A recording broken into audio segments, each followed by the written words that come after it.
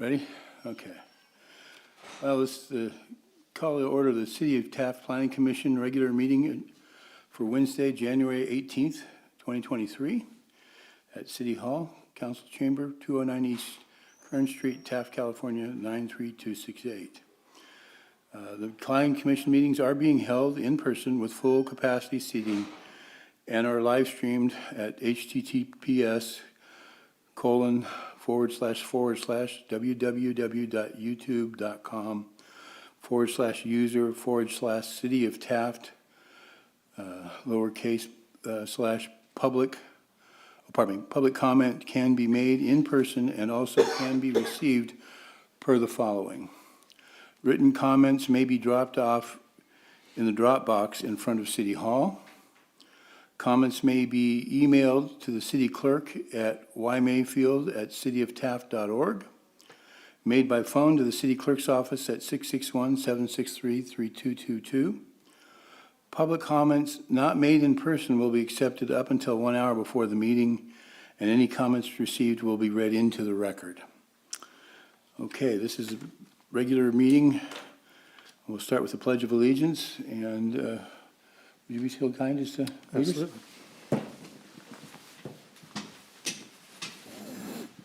Salute. Pledge. I pledge allegiance to the flag of the United States of America and to the republic for which it stands, one nation, under God, indivisible, with liberty and justice for all. We have Greg Haslow here for the invocation, if you would please. Thank you. Almighty God, we're grateful for the recent rains that have given us the much-needed water for our homes and businesses, ranches and orchards, crops, as we've struggled through several years of drought. The rain has cleansed our air and turned the hillsides green with hope. But we also remember that there are communities that have families in them that have lost homes and businesses that have been damaged. Worse than that, some have lost loved ones. So I pray tonight for your comfort for those families. I pray also that helping agencies can step in and provide hope and a helping hand. Finally, I pray for this commission that has been put together to oversee the well-being of our city. Help them, guide them, give them wisdom, help them work through economic and other difficulties that they may face, and where needed, compassion, so that our community and our neighbors can move forward into a brighter future. I pray all this in my Savior's name, Christ Jesus. Amen.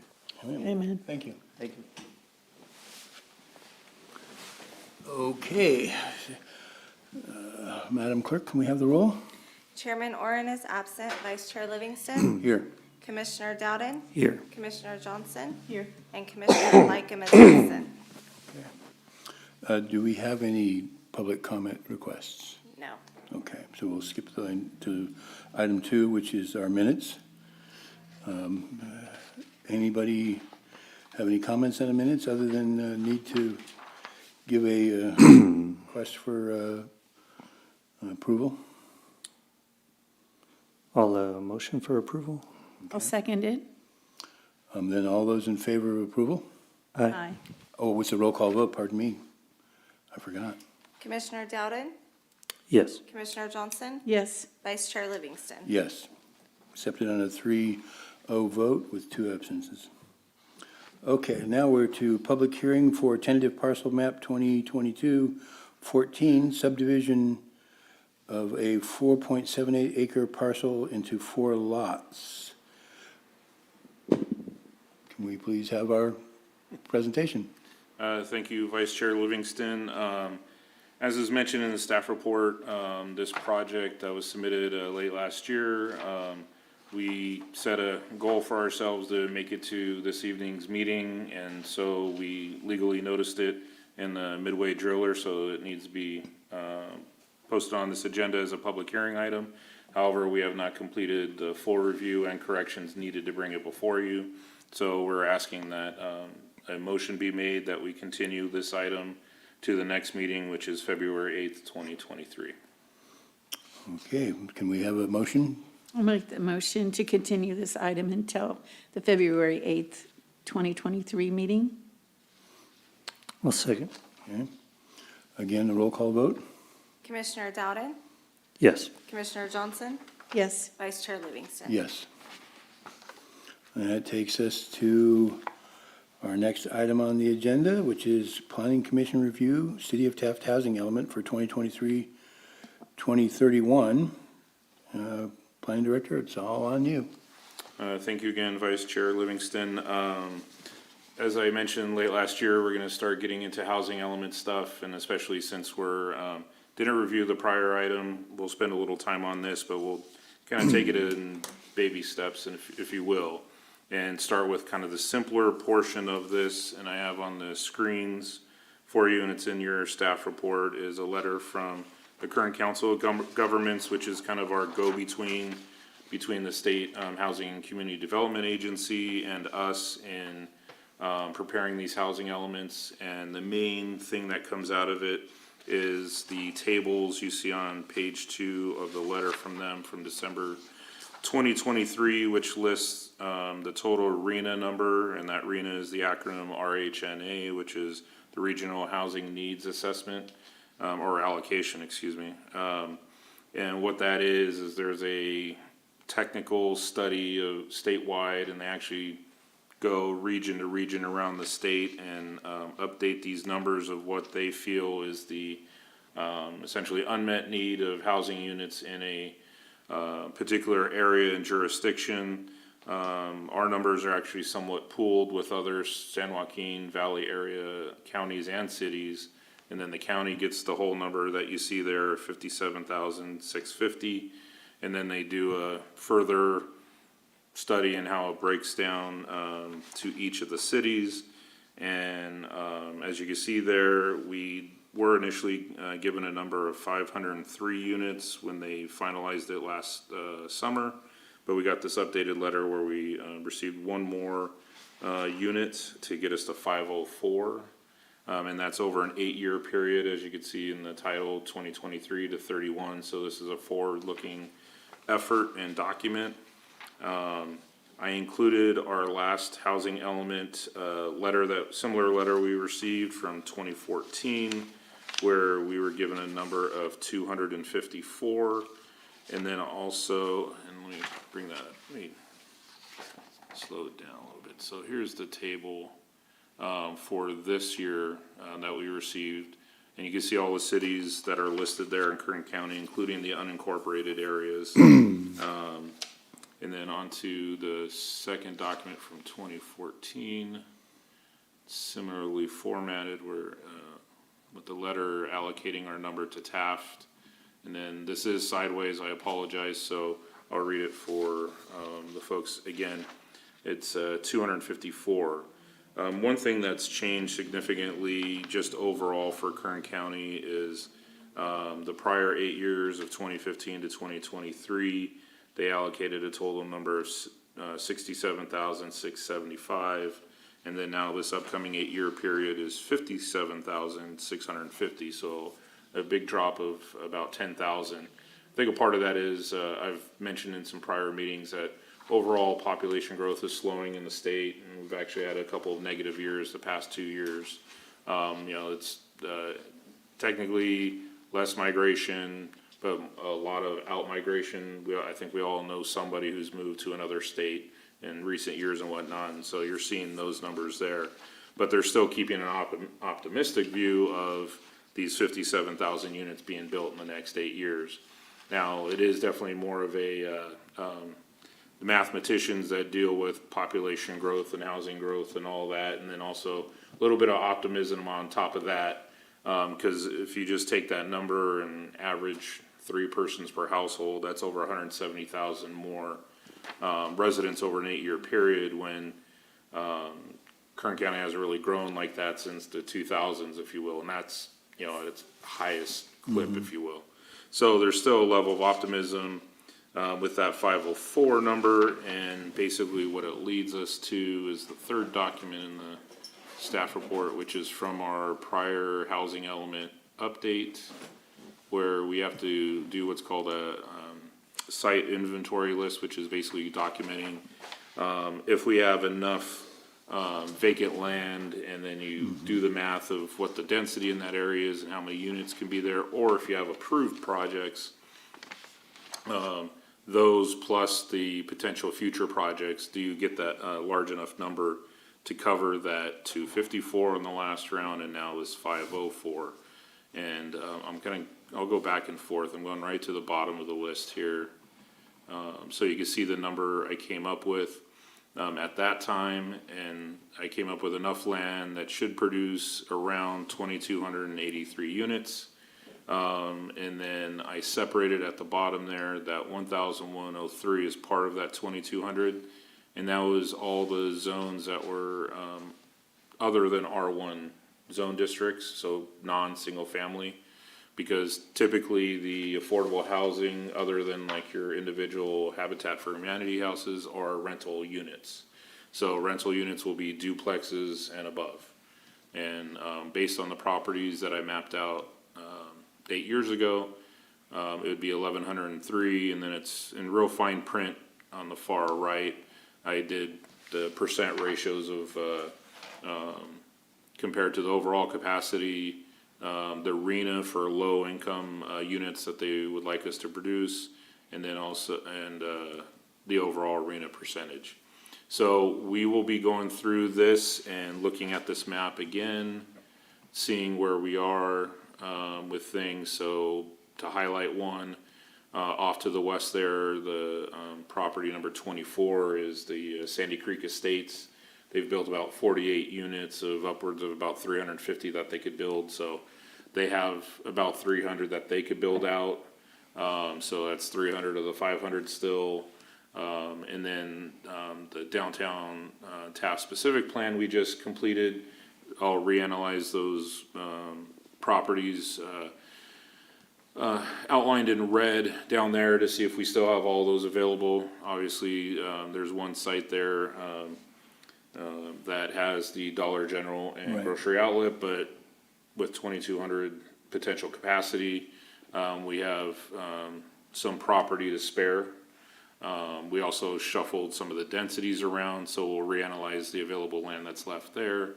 One good thing is in this table and on the heading there, from this, when we adopted it in 2015 and the state accepted it, it wasn't really one of our programs. But one thing we worked on, we also did that finalizing of the general plan, because we did have kind of a long-standing lawsuit with Sierra Club. But not really because of that. I looked through that and I realized a lot of our zoning and general plan stuff wasn't fully completed back then, probably because of the filing of that. So we did some zone changes before Commissioners Johnson and Dowden joined us, where everything now is matching. So one thing is, a lot of these numbers would pick up anyways, because I was doing the math based on an old, smaller density. So it would be an uptick, probably pushing about 2,500 units if I redid the math today.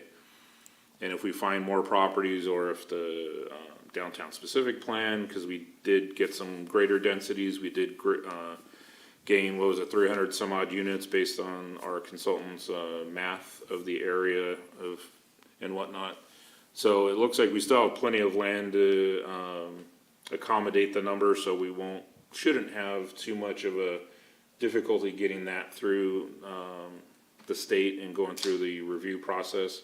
But there will be some other details that I'll be sharing over the coming months that are gonna be more of the trying times to create the document they're looking for. I'll have to get an idea of the different housing programs they want us to attempt to implement, because there's somewhat of, not a boilerplate, but there is gonna be plenty of examples across the state, because we're one of the last regions of the state. They call it the sixth cycle, going through all 400 plus cities of drafting these documents, and the 50 some odd counties, and we're the last region. So all the work that the prior regions have done are probably gonna be going, hey, why don't you try this, try that, or this is where it's worked here and there, that kind of thing. So I'll be bringing those forward to you, so you can review that. I'll be reviewing it with our city clerk's office that doubles as our grants and housing department, if you will.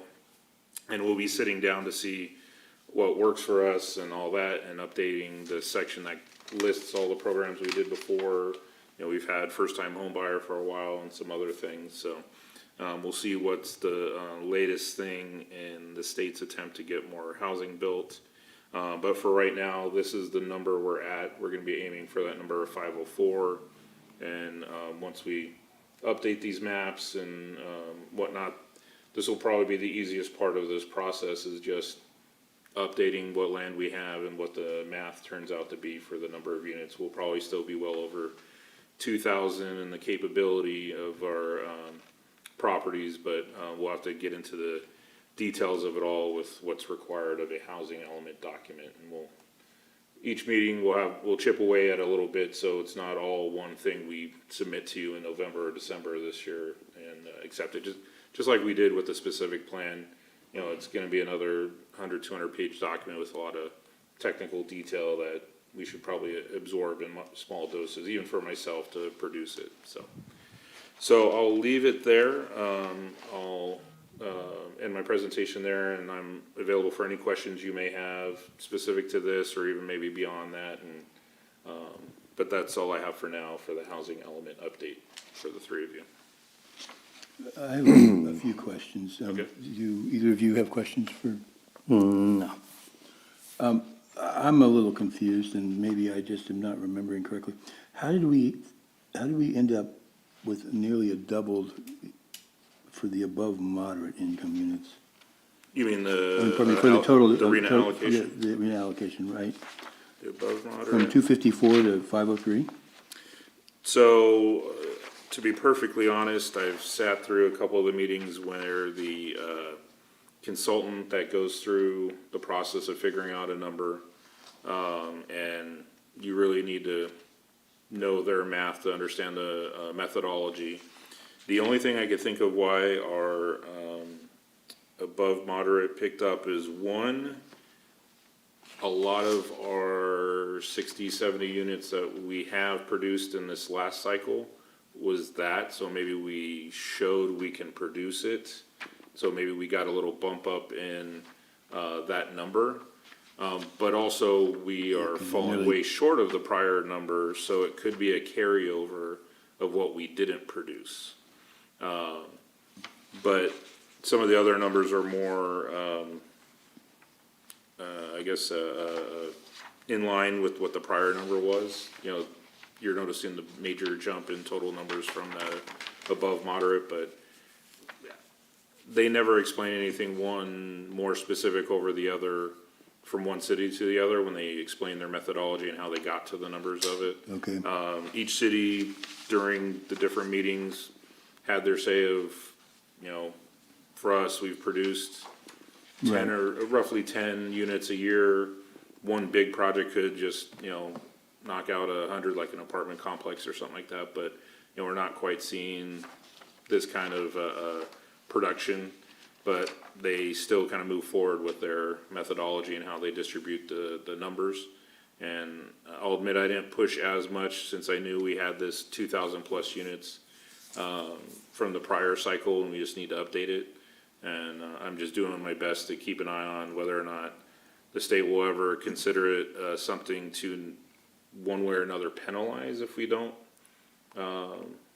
produce more housing units. Right. But I would think with the overall population reduction of the state overall, I can't see them pushing that as much. So they're gonna push more of the housing programs, which it's something we definitely need here. We need affordable housing, we need market rate housing, and more of it. And I think pretty much all the Kern County and other Central Valley counties, I would think, are aware that we're one of the migration destinations of Southern California, Sacramento Valley, and the Bay Area. It's coming. Fresno's growing, you know, Modesto's growing, all that, and mostly because we're that first possible option for a more affordable housing, still getting a decent job to pay for that housing and whatever the situation is for a person or a family before they would consider another state. That's definitely a trend we're seeing. But the way they get these numbers isn't looking at those trends. This is, these numbers in a sense actually came from trends that probably stopped, or how far back they looked or how recent back they looked was, I think, like 2018. So it's not any 22, 21, 20, probably not nothing even more recent, 19 yeah, growth okay. trends. So we might see a dip when we do this again 8 years from now. Mm-hmm.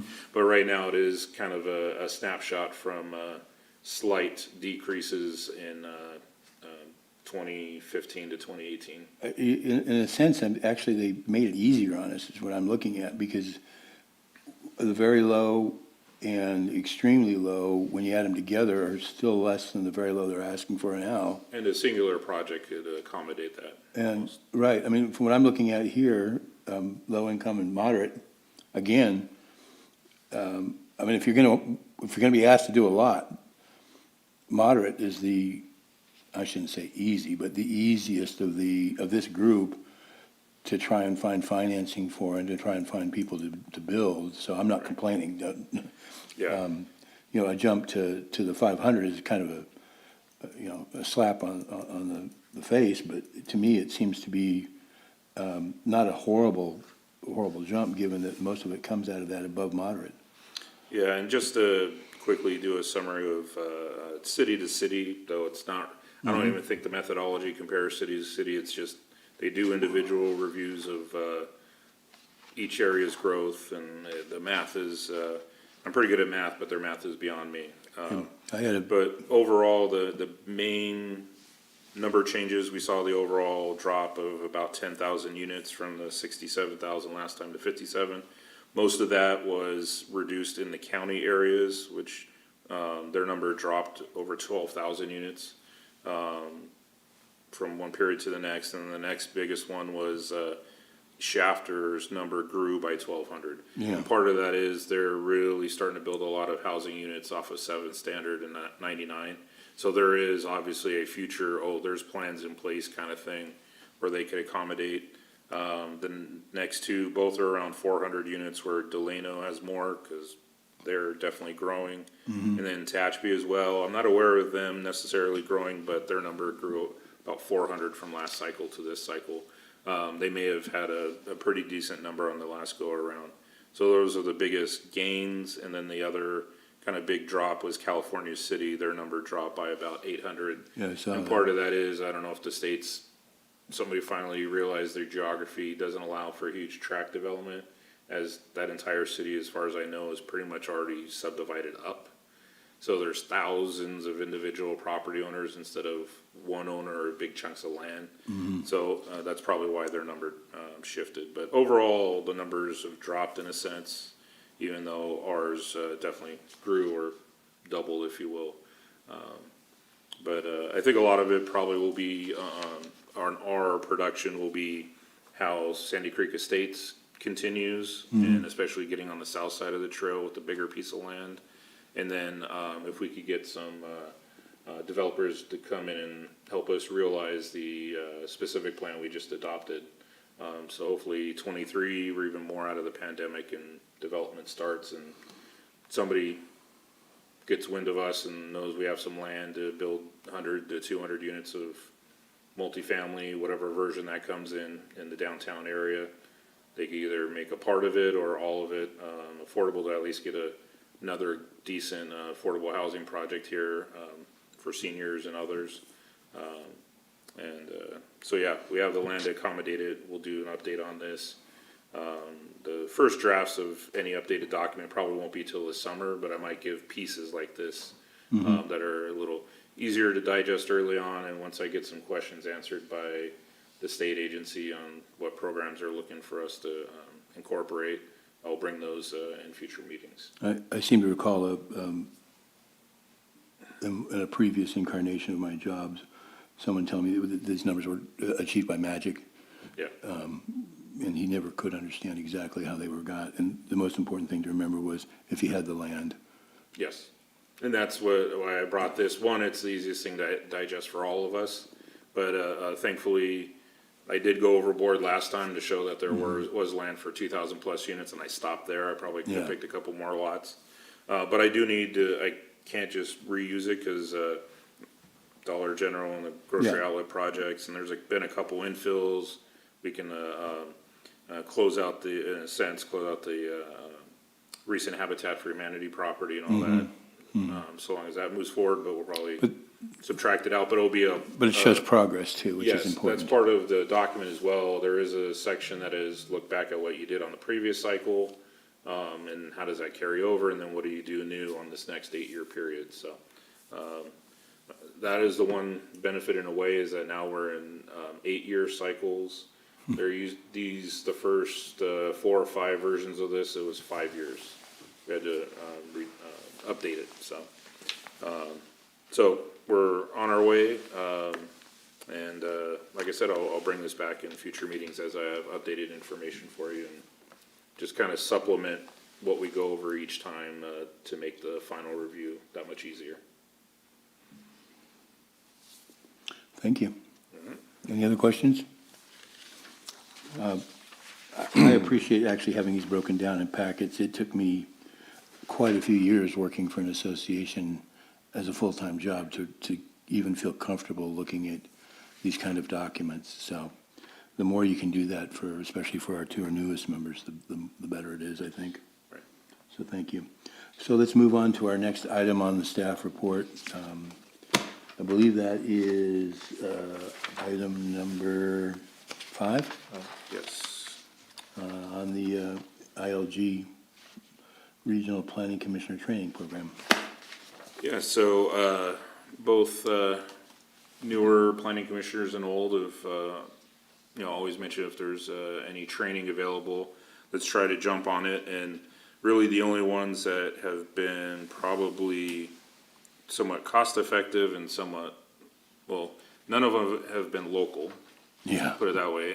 They've usually been tied to either the League of Cities event that the council members usually go to, or they've been like, I know our National Planning Association conferences, which are all over the country, try to do some planning commissioner tracks. Sometimes my state planning association does it, but not always. So there really hasn't been anything other than the League of Cities. So this ILG, the Institute for Local Government, is kind of a quasi, almost League of Cities type entity. And I hadn't noticed before the pandemic that they offered these, but as you can see on the second page after the staff report, it looks like they've been doing a bit of a tour of the state in past training meetings, and I'm pretty sure those were all remote Zoom Teams type meetings. But now the next couple ones that are coming up, which we do have one relatively close in Fresno on Friday, March 3rd. It's a full day deal from 9:30 in the morning till 4 in the afternoon. It is in person. I do not believe it's having any remote options. So we don't have to decide today and don't have to check calendars today. But this seems like the best opportunity to just at least go over things again in a full day. Should be sufficient to go over a little bit of the law documents, CEQA, and the public engagement requirements, or calling them principles. And this has been the first time in the 8 or 9 years I've been in this position that something like this and relatively close or easily acceptable has been offered for us to get there and get you there. So after this, check your calendars. Friday, March 3rd, it works for me to drive folks up who would want a carpool. But if there's some individual driving needs because something's going on that weekend, because it is a Friday, we'll work with the city staff to figure out how we make that work, and if there's mileage reimbursements involved in all that, we'll work with each of you individually to make that happen. So don't have to decide anything today, but check your calendars, get back to me, and then I'll work with the clerk's office and all that to make sure we're following all the Brown Act rules of being 3 of us together and all that kind of stuff. I believe at least at the site, during the time, there's no problem. You are in your official commissioner role, but we'll figure out the law and what kind of postings we might have to do, but there's no issues there. So all 5 of you can go, all 5 of you can sit at the same table, all that kind of stuff for that 8-9 hours. But then I think we were discussing the ride up, ride back might be a question, so we'll figure all that, but if you can make it, definitely give us a yes or thumbs up. We'll figure out the details and get back to you on it. So, hopefully this turns out to be good, and, as many of you can make it, as you can. If you don't, that's not a bad thing. We'll probably do what we can to retain materials, and we might do a little refresher in April or May, for those that can't make it. Well, I might hold out just to, look to the future. Some commissioner seats are up in June, so I might wait all the way till July to, I mean, you could share amongst yourselves, but we'll do a more formal presentation on some updates and, just kind of refreshers of, laws and whatnot, in July, like I've done in the past, when potentially seats have changed, or if it's the same 5 of you, we'll still do it, because it's always good to just revisit everything. And, I'll end my presentation there, and if you have any questions now, I can answer them. Otherwise, just reach out to me once you check your calendars and give me a thumbs up, thumbs down, and we'll figure out how to get you guys to Fresno. I believe I've looked at some of their material in the past for some issues, and I seem to recall them being pretty well done. Yeah, and since this is trying to cover everything, it will be quick. There's probably materials you have to go back later and look it up yourself for if they're referencing anything new in the law and whatnot, but it's, again, like I said, what I would present in July and what they were presenting in March, it's always good to get every once in a while, and if they can do it fairly regularly, making a tour of the state, every year, every other year, however they want to do it, I'll definitely be, bringing it back to you guys to take advantage of it. And just keep all the terminology and law updates as fresh in our minds as we could get. And it's just always good to have a little bit of training, every once in a while. Okay. Any thoughts, questions? If not, going to move on to planning director report. I'll keep it real simple in that, since we're the third week of January, our next meeting's coming up quick, but we do have an extra week, so it's 3 weeks from today, February 8th. And hopefully we'll have this parcel map item before you to act on it. And I might not have an housing element item to update you with it, but we will have the yearly reporting we do for this current or past element. So we'll have the most up-to-date status of how many units we've had built in Taft the last 7-8 years. So Good. it's reporting season for me to the state on things, so we'll be on that and be on time with that. And that's it for my director's report. And assuming there's no city attorney statements, He did not pass anything along to me. no, other than no statements. Yes. Any comments from our commissioners? I do have a comment. During this cold snap and the lot of rain, I've been grateful to have a home that's warm and secure.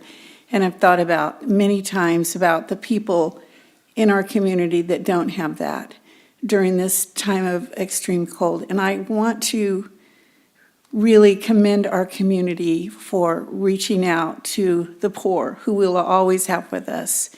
And we've seen agencies such as the Needs Center and the Laborers of the Harvest and Sharon Corporation who have consistently, and the churches who have consistently reached out to the poor, not only to give them a handout, but to give them a hand up. I know the Needs Center and Laborers of the Harvest have implemented job training programs, partially funded through Employers Training Resource. So not only are we reaching out to meet the needs of the poor, we're actually helping them move into a better position.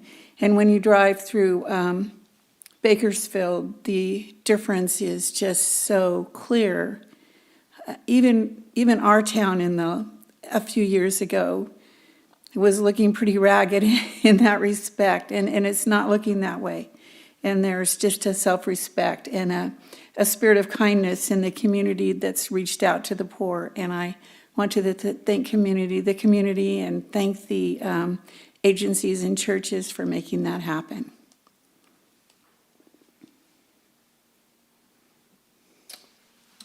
None from me at this time. Although I didn't get a chance to get down the notes, interesting presentation last night at City Council from the Oaxacan Rotary I guess it's part of the International Rotary Program. The room was packed, and I mean really packed. Some people, 2 or 3 people sharing a chair. And one of the commitments they made was to trying to purchase and upgrade housing, which I thought was an interesting observation from the community. I think that's something we should all be trying to do if we have the opportunity to do it. Taft does have a very old housing stock, and anything that can be done in the meantime to both preserve it, as you were talking about, or providing new housing is a boon, and not just a requirement of the city, as we're talking about the housing element, but of the community in general. And I appreciated their comments. It's my understanding that, I guess it's next Sunday, they'll be having a community event. I do not have the information. I don't know if it's going to be available on the city webpage, but it is available by going to the city's YouTube page and looking at the beginning of the city's presentation. The mayor made a point of making sure to get that information available. So if you just go to yesterday's YouTube presentation, it sounds like there'll be a rather interesting presentation both on some of their communities, cultural things, dance, clothing, things of that nature, and then there'll be later in the evening an open opportunity for dancing and some fun. It sounds like it's being held at the church, the Catholic Church, St. Mary's, but I would advise just go look at the beginning of the presentation from the city YouTube page. But again, I was impressed by the interest in improving housing in particular that was mentioned at that presentation. Beyond that, I have nothing else to say, and I guess we're now at I the, just wanted to comment on what you had to say, that as we see the demographics change in our community, it's important to reach out and to embrace, especially when you have an invitation like that as a community, to attend that event and just welcome that demographic. yeah, I'm all in favor. When somebody wants to participate, it's important to invite them in, especially for something as broad-based as housing. I think we all have our idea of what the perfect housing is, and it's not the same for every group. It just simply isn't. What accommodates one group of people, from experience, the Filipino population in San Diego, significantly larger number of people than 3 per house, because it was much more family-oriented and generally had multi-generations. Right. I would not be surprised if we found the same thing was true for the Oaxacan community as well. And being able to pay attention to that and learn about that's important for the community, especially for those of us on the Planning Commission, I think. But yes, you're right, it is important to know that and be aware that that's also sometimes, despite the very colorful dress, they can be a hidden community, and that's important to actually pay attention to.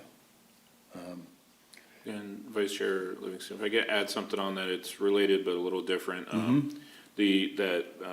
Catholic Church here in town, one thing that I think was in the message a little bit, but not too much last night, I think it has been coming with, they have a new priest, father, I don't recall his last name, that has been, I think, pushing for what I believe they call pilgrimage, where they've done some walks, where they've started at some point away from their church and they've meandered through neighborhoods and whatnot, which is their way of, spreading the word of the Bible, if you will. And I think they're going to be doing it somewhat more often, and I think it's somewhat involved with that as well. They've approached the city about some events they had, but their group isn't the biggest group. It's not a larger parade where we're shutting down streets and all that kind of stuff. So if you do see their group or any other church group that might be out doing some sort of walk or whatever it may be, usually when it's a smaller group, we're not going to be overly burdening them with big event type preparations that a Oil Dorado or car show may entail. So keep an eye out for them, and because they may go into the street and then up to the sidewalk and things like that as part of their walk to or from their church, or their destinations may be somewhere else. It might be from one person's home to another for all we know, but they let us know when they're doing those events, and I believe that's what this next one might involve. It seemed like their plans were kind of back and forth whether or not they'll do the walk or if it's gonna stay mostly at the church. I know sometimes they try to utilize some of the park areas as well, from ours to A Street Park and all that, so. Just if you see them out there or any other group or church group, watch your speeds on the roads, cause I know we have like Hillard and A on the one, and we've got Current Street here, so, always just double check whether or not there might be a birthday party or other event or group of people there. But yeah, look at the video last night. They gave a message and then went into the details about that event that they're planning, so. Yeah. For all the details, you can find it there.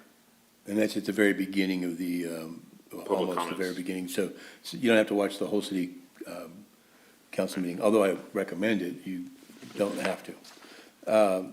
Last item of the agenda is the identification of our representative to the city council. Again, I'm going to be there, so I'm more than willing to do it, but if either of you two would like to do a presentation, just let me know. Otherwise, we'll nominate me. So, I nominate Jerry. Okay. In that case, then all we need is a motion to adjourn. All motion. I'll second it. Okay, all those in favor? Aye. Aye. We're adjourned.